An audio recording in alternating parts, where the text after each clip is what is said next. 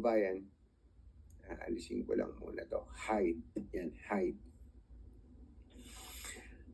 Hanggang kailan ba ang Quadcom? Ang sabi po ni Congressman Romeo Acop na ating po nakausap kanina sa 2x2, mukha daw pong mahaba-haba pa. Dahil nga sa ang dami po nilang paksa na tinatalakay. Ang isa pa pong tanong doon, ito bang mga nagsusulputan na mga testigo na ito, testigo o kaya naman mga dating opisyal ng pamahalaan na may lakas ng loob ngayong magsalita, hindi ba babaguhin yung kanilang mga sinabi? Di ba? Alam nyo, dito sa bansa natin bagamat binago na po ang batas tungkol sa perjury, wala pa rin